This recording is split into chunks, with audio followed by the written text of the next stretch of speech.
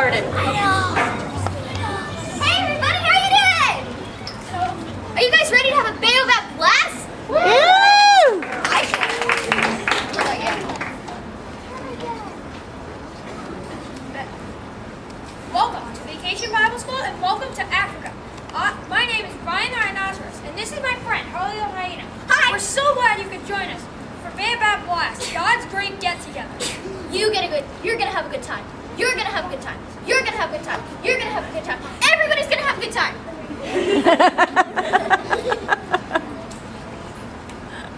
We're gonna have so much fun this week. I'm so glad you could join us. We're going to gather on the great Baobab tree to sing songs, play games, and make cool stuff. First, I want to tell you a little bit about the Baobab tree. The Baobab tree is one of the oldest trees in Africa.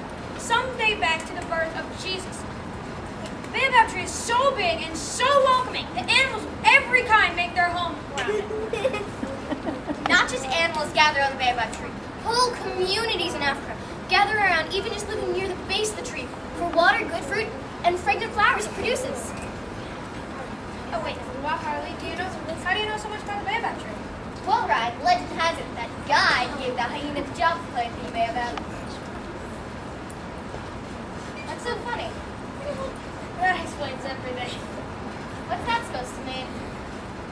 Well, hyenas aren't exactly known for being too bright. And some people say the Baobab tree looks like its roots are in the air. So? So it looks like those ancestors of yours planted it upside down. I failed the humor in this. I'm sorry, Harley. I really am. I won't laugh again. Promise? You can trust me. But you laughed at me. How could I trust you? Well, I am really sorry, Harley, but if you don't trust me, how about you trust God? Oh, trust God? Of course I trust God. It's easy to trust God. Well, a lot of people in today's Bible story didn't find it easy to trust God, but Abram did. Don't you mean Abraham? You're right. We know him as Abraham today, but that's because God changed his name later in his life. This is the story about the first time God talked to Abraham. So we're going to use his old name, Abram. So God said, Abram. Abram. Abram! Yes, God? Leave your country. You want me to leave my country? Leave your family's homeland. But it's safe here, and it's good here. Leave everything you know. But this land of my forefathers is all that I've known. And go to a land I will show you. Lord, I don't understand. Trust me, Abram. I will bless you and make your descendants into a great nation. Descendants?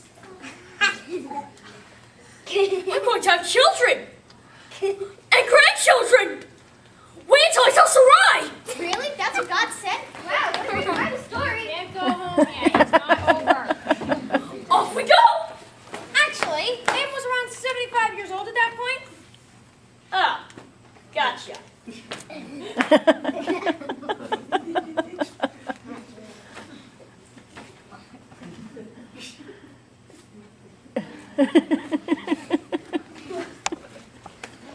We go.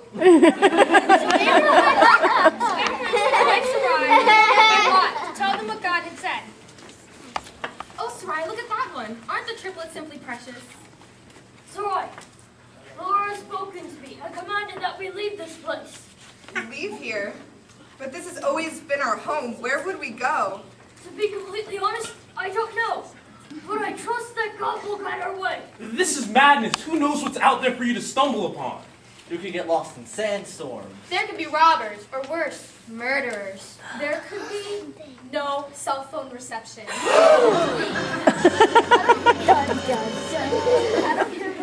We don't need cell phone reception. You crazy fool! Why would you leave the land of your father, and your father's father, and your father's father for a totally unknown and uncertain future? This has always been your home. I trust God, and if God says we will go, then we will go. Sarai, the Lord has promised to bless us with descendants, Sarai. Did you hear that? Descendants. He will make of them a great nation. Seriously, Abram? Look at us. Whoa, whoa, whoa, hold on a second. Abram is old. Yes, so? What did you say? Nothing. But you said that Abram's descendants would become a great nation, right? No, I said that Abram's descendants will become a great nation. Well, yeah, so in order for that to happen, Abram would have to have a bunch of kids, right? And Abram tried and inhabit each other. Just enough you want. That doesn't make any sense.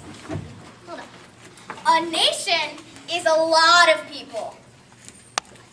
Abram, Sarai, and Lot are only 3 people. How can you be a great nation with only 3 people?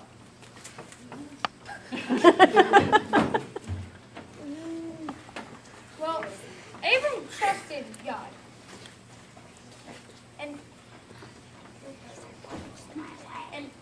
Well, I'll trust you, I guess.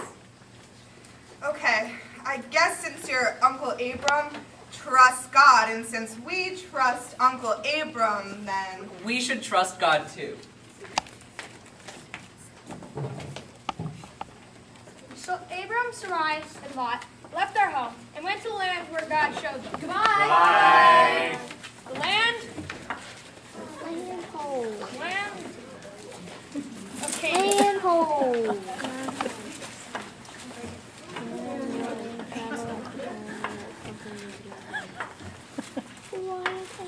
And then God said, I will give this land to you and your family forever.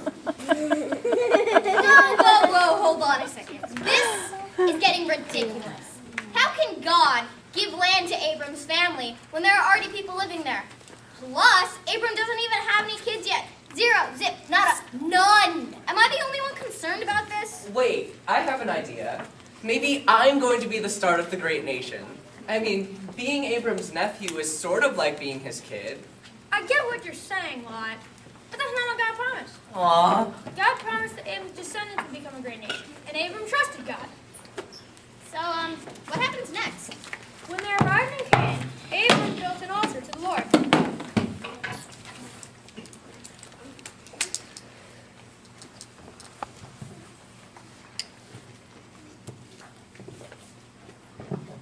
Worshipped him and thanked him. Thanks him. He hasn't done anything yet. He's only promised to do something. He hasn't done it yet. God always keeps his promises. We can trust God. I always keep my promises, Harley. You can always trust me. So, what actually happened to Abram? Abram lived to be 175 years old. Woo! Happy birthday! I came, I didn't think you'd come.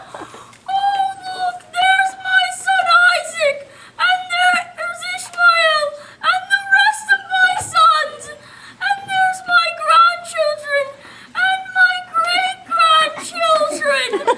God truly has blessed us. Aww.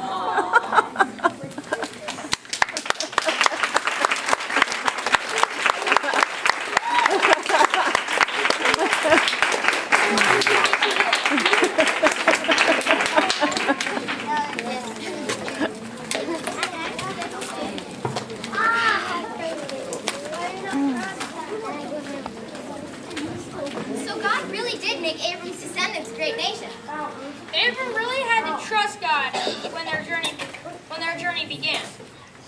But because he trusted God, God kept his promise and made Abram's descendants into a great nation.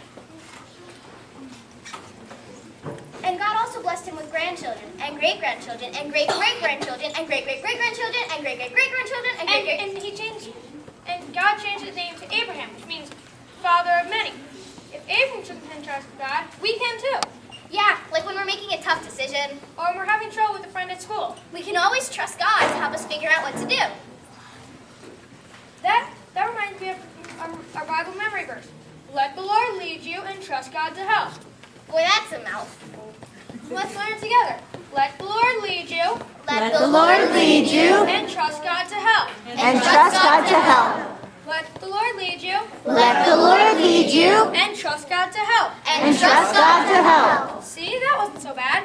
Nah, I guess it wasn't, but... What is it? Well, I can handle all those words because I'm fabulous. But I was just thinking, there might be an easier way to say it. Well, what is it? How about trust in God? Trust in God. I like it. You do? Yeah. Let's say it together. Trusting God. Trusting God. Trusting God. Come on, say it. Trusting God. Trusting God. Trusting God.